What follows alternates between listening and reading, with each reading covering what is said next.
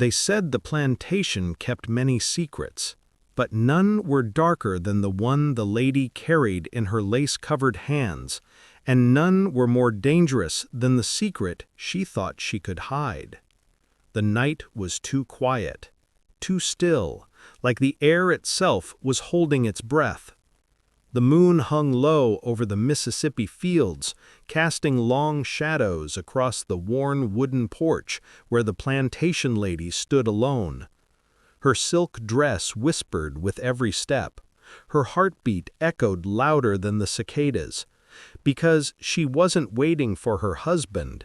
Not tonight. Not ever again. She was waiting for him. The slave no one talked about. The man brought in on a stormy night, shackled, silent, eyes burning like he already knew the fate waiting for him. His name wasn't spoken openly, but everyone felt it. A name that moved through the slave quarters like a whispered warning. A man too strong for the chains they tried to hold him in. A man too quiet for the rage he carried beneath his skin. And she, a woman trapped in a marriage of cold dinners and colder nights, had done the unthinkable. She opened her door. Then she opened her bed. Then she opened a wound that would change the entire plantation forever. The first night she called for him, she pretended she was only giving orders. The second night she pretended it was an accident. By the third night, there were no more lies left to hide behind. She told herself she was in control. She told herself he was hers to command. She told herself this would end quietly. But nothing ended quietly on a plantation. Not desire, not betrayal, not the truth. Because in the days that followed, the whispers spread. The stares grew sharper. The field hands watched her too closely. The maids walked past her too quietly. Something was wrong. She could feel it in the way the women avoided her eyes, in the way the men stepped aside when she passed, in the way the air thickened with secrets too heavy for the wind to carry. And deep inside, she knew she wasn't the only one he'd touched. She wasn't the only one who'd called him in the night. She wasn't the only one with something to hide. The storm she created was finally coming for her. If you want next, make sure you like, share, comment, and subscribe for the next. The whispers didn't scare her at first, but the looks told her the truth long before anyone dared to speak it. Morning light crept across the plantation, slow and uneasy, like it feared what it might expose. The lady walked through the hallway, chin high, steps steady, pretending she didn't notice the maids shrinking back into the shadows, pretending she didn't feel the shift, pretending the world she controlled wasn't already slipping from her fingers. But it was, and everyone knew it except her. She stopped near the window overlooking the fields. Dozens of hands moved in the heat, but her eyes hunted for one face, the face she wasn't supposed to miss. There he was, tall, broad, unbroken, working like the earth itself bowed beneath him. Her breath caught. That familiar ache returned.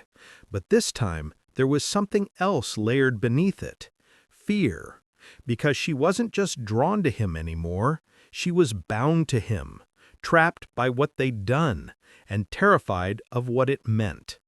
When she turned away from the window, she found the head maid standing stiffly in the corner, hands clasped, eyes lowered, voice trembling. "Ma'am, there's something you should know." The lady froze. Her heart pressed hard against her ribs. The walls seemed to close in, but she forced calm into her voice. "What is it?" The maid swallowed, a slow, painful motion that said more than words ever could. "It's the girls in the quarters, ma'am." Her voice cracked. Some of them, they're sick, but not sick.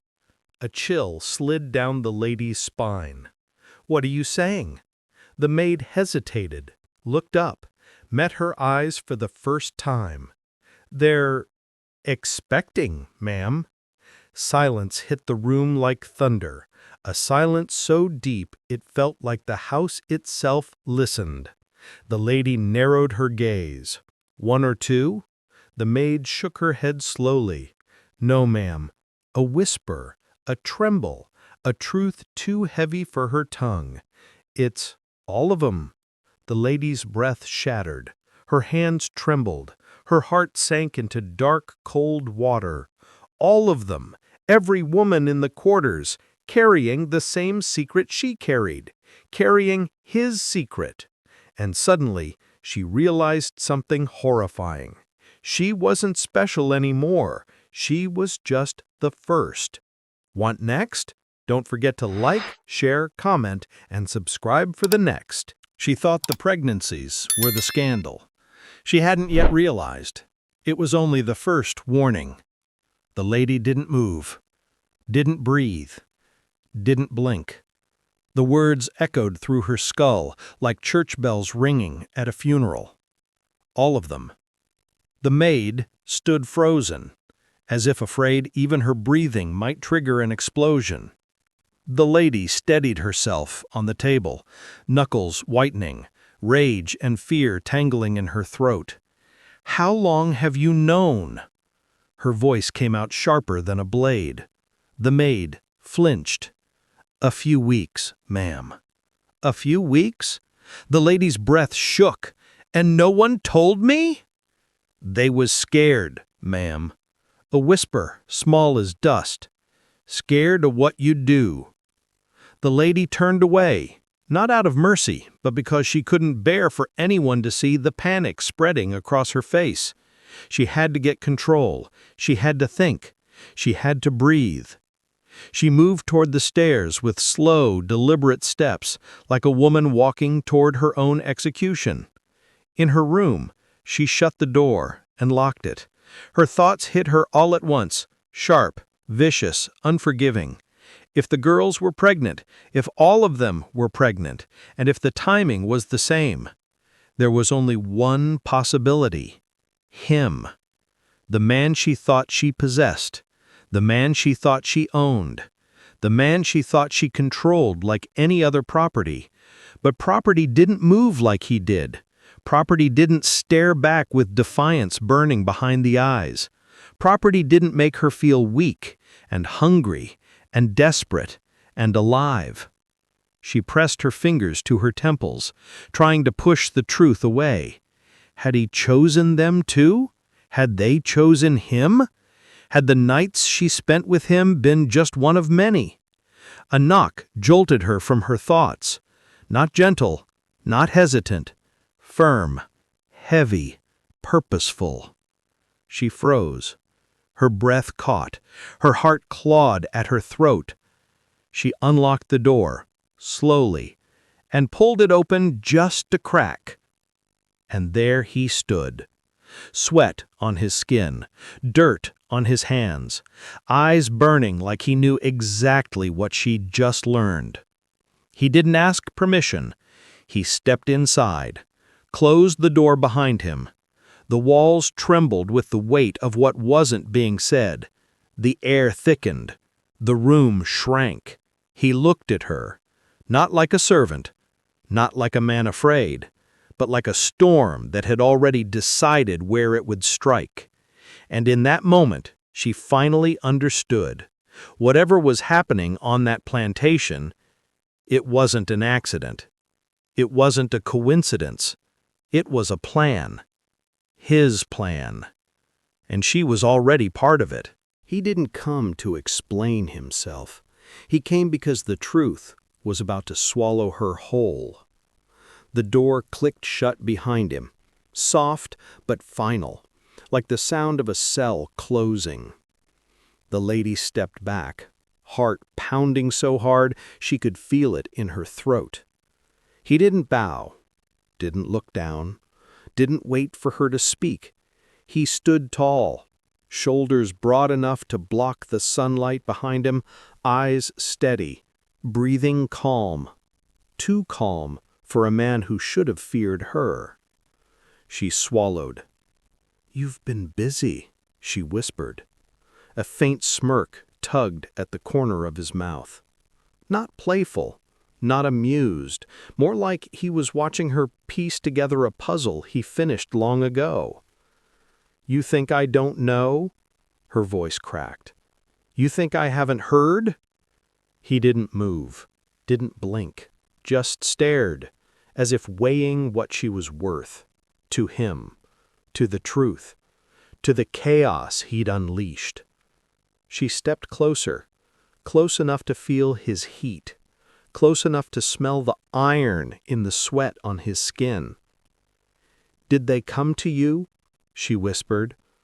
"Or did you go to them?" Silence. But the answer hung heavy in the air.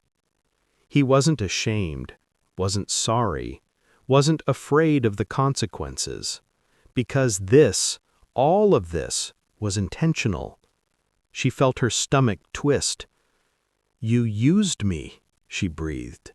His eyes finally shifted, slowly, deliberately, locking onto hers with a fire that made her knees weaken. He took one step forward, just one, but it forced her to step back like her body already knew the truth her mind refused.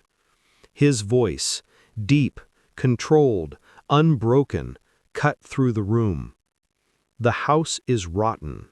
He said, "The master is gone in his head. You're trapped in his shadow. And the women were dying long before I touched them." His words hit her chest like a thrown stone. She wanted to deny it, wanted to scream, wanted to slap the truth out of his mouth, but she couldn't, because deep down, in the place where secrets lived, she knew he was right. She had seen the bruises the master left. She had heard the cries in the night. She had smelled the liquor on his breath. She had turned her face away for years, and he knew it. He knew every weakness, every fear, every crack in the foundation of this dying plantation. "You think you're in control?" she whispered. He shook his head slowly. "I don't need control." Then he leaned in, voice low and dangerous. "I only need truth, and truth don't hide forever." Her pulse raced, her lips parted, the world tilted, because for the first time she realized something terrifying. He wasn't the threat, he was the consequence. For next, make sure you like, share, comment, and subscribe so you don't miss the next. The truth didn't scare her anymore. What scared her was how calm he was while holding it. The room felt smaller now, hotter, like the walls were pushing in to hear every word. She forced herself to breathe, but her chest barely moved. He stood there, steady, unshaken, a man carrying a secret too heavy for the whole plantation. "What do you want?" she whispered. He didn't answer at first. He let the question linger, hang, sink its claws into her nerves. Then, finally, "I want what's owed." Her heartbeat stuttered. "Owed?" He nodded once, slow, measured, dangerous. "This place took from every one of us," he said. "The master took. The overseers took.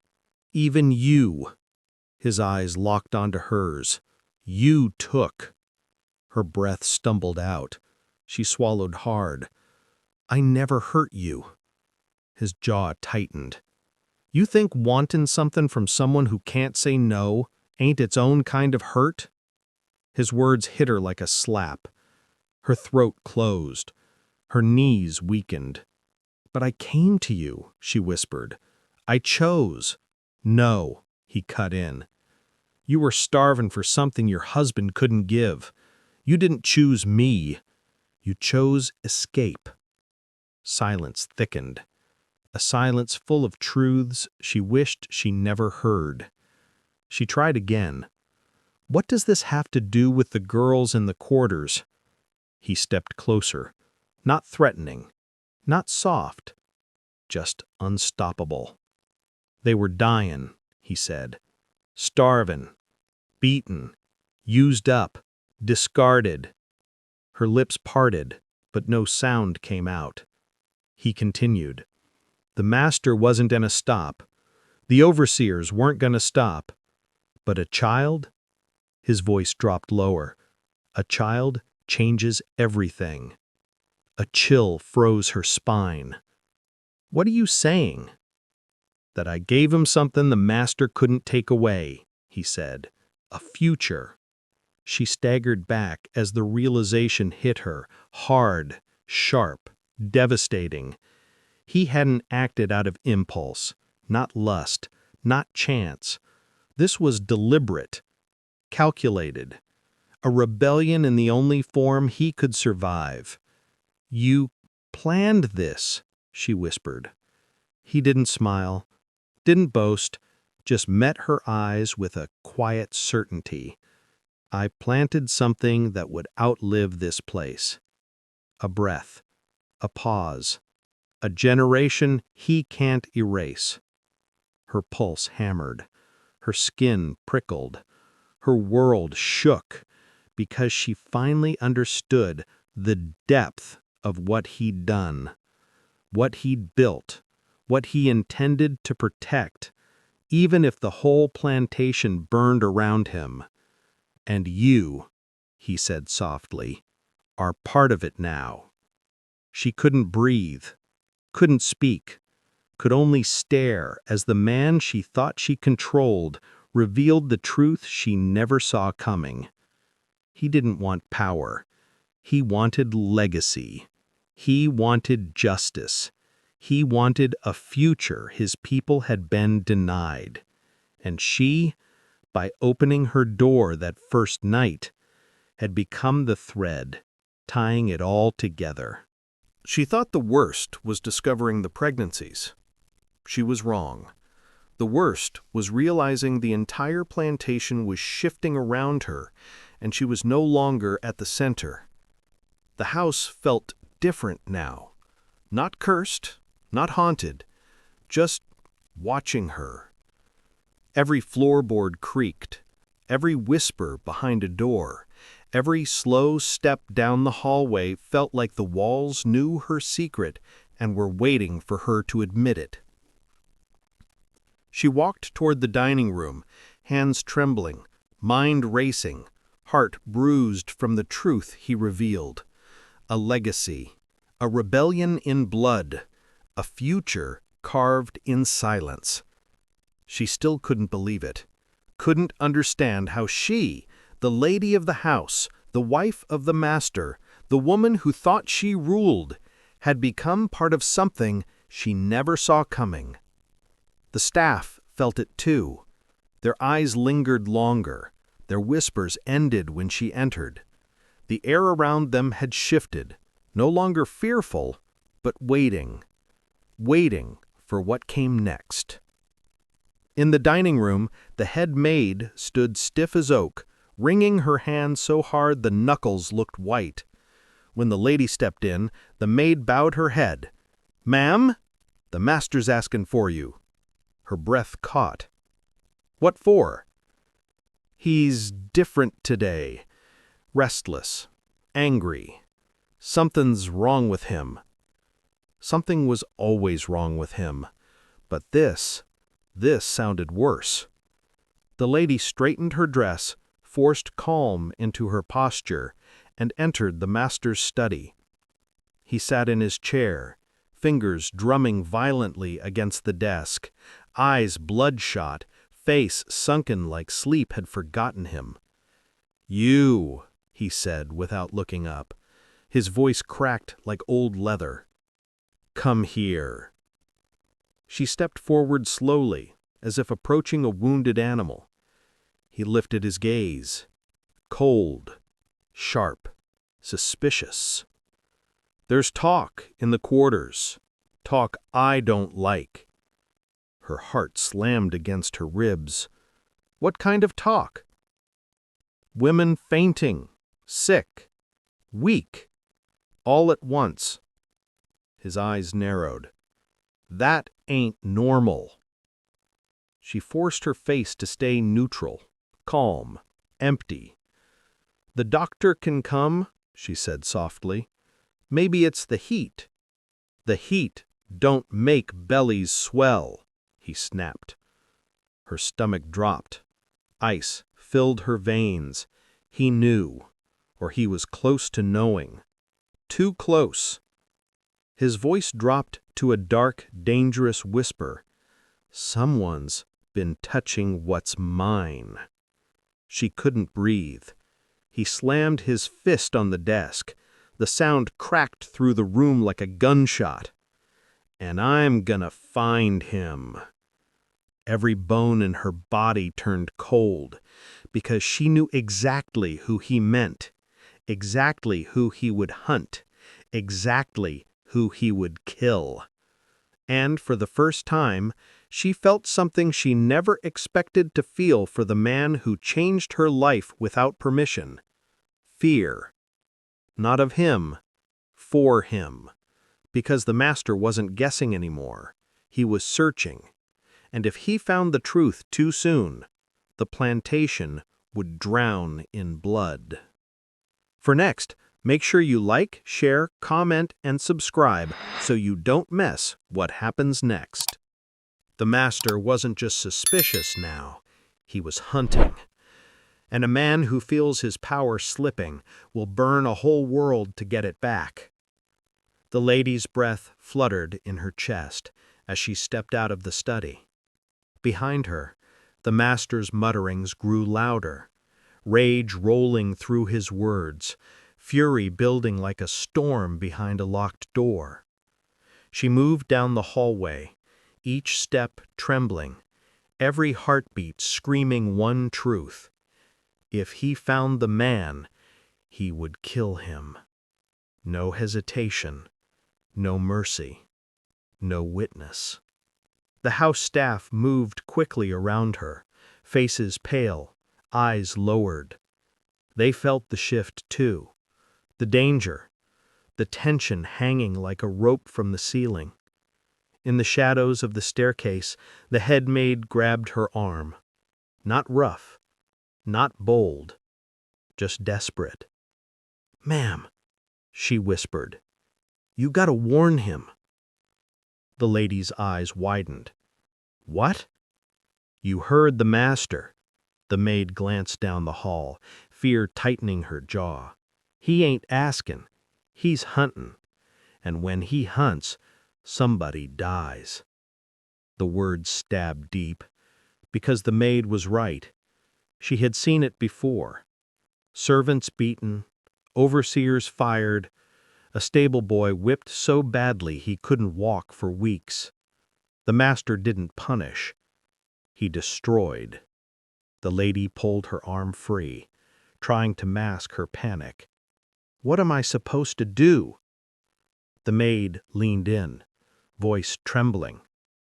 "You care for him, don't you?" The lady froze.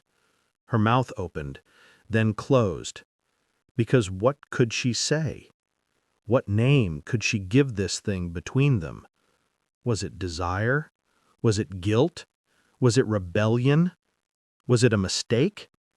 Or had it become something far more dangerous, something she could no longer control? She didn't answer. She didn't have to. The maid nodded slowly. "That's all I needed to know."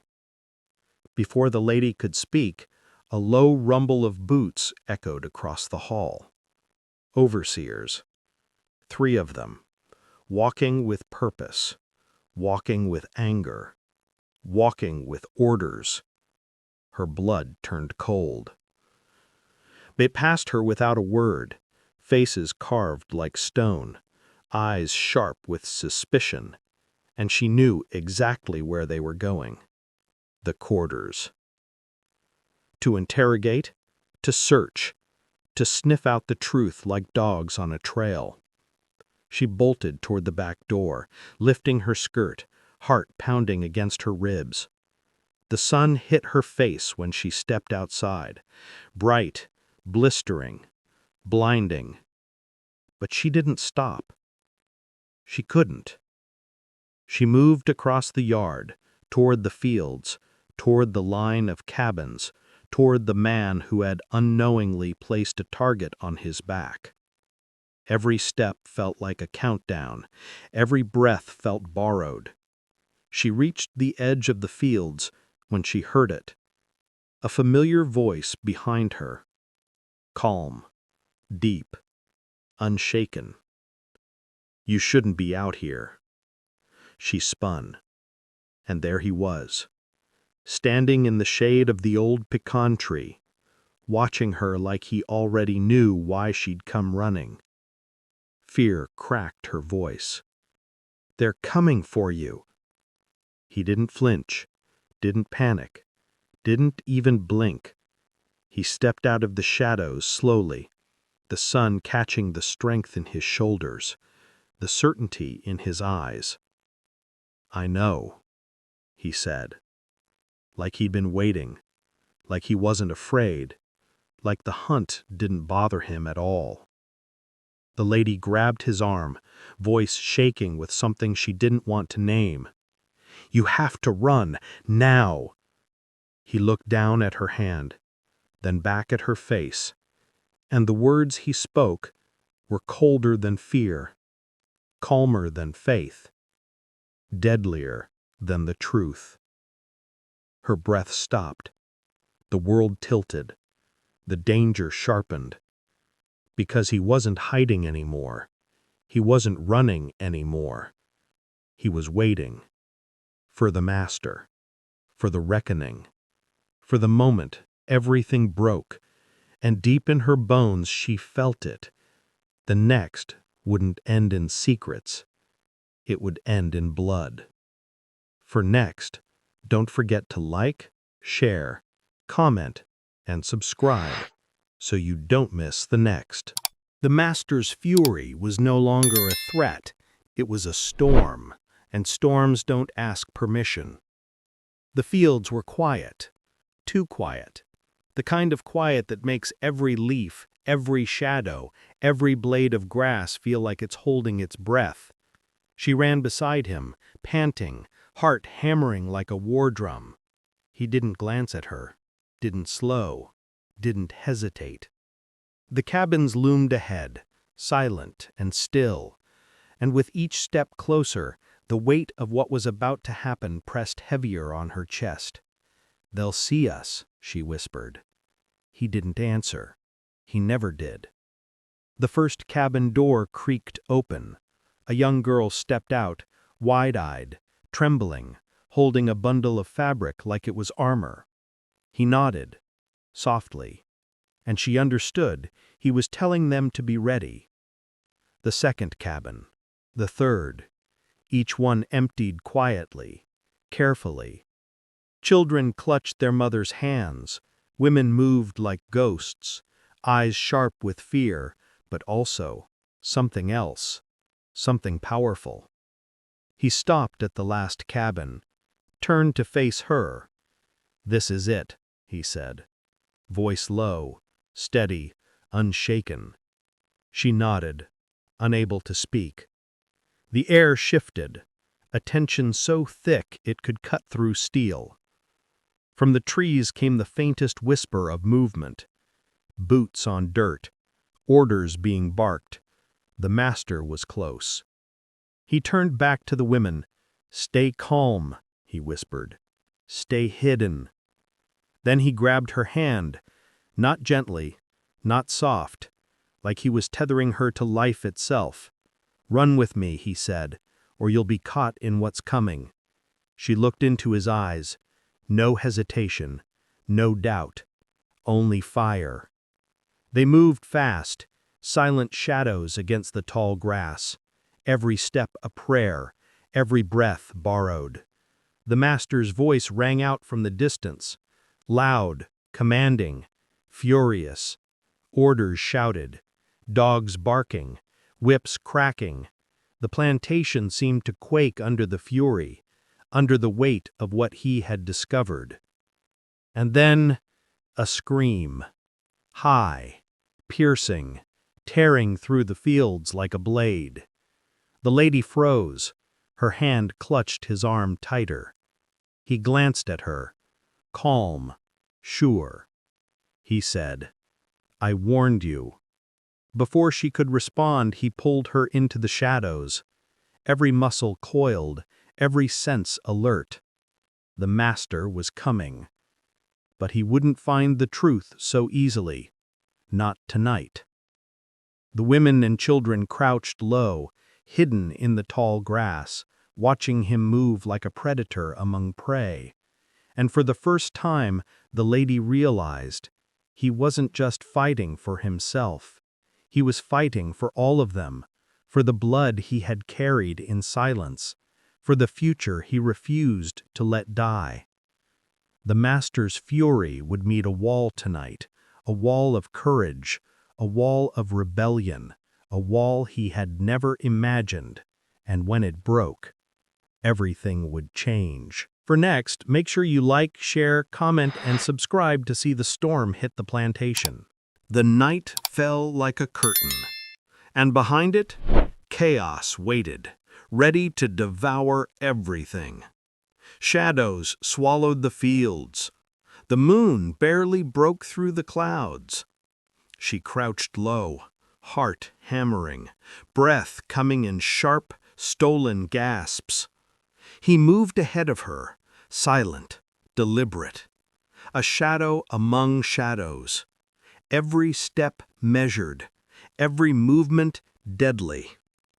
The master's men were close. Voices shouted, boots pounded the earth, dogs barked, chains rattled. And yet, he didn't panic. The lady's stomach twisted. "How can you be so calm?" she whispered. He didn't answer, only signaled for her to keep moving. They reached the edge of the cabins. The women and children pressed against the walls, faces pale, eyes wide. He gave a slight nod, and they scattered silently into the underbrush.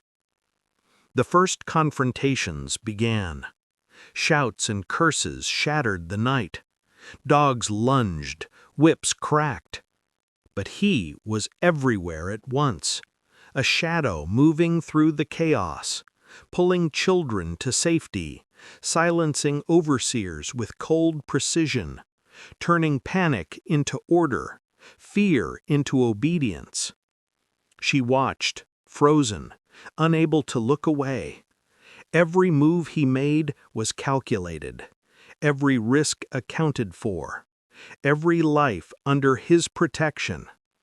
And then she saw it.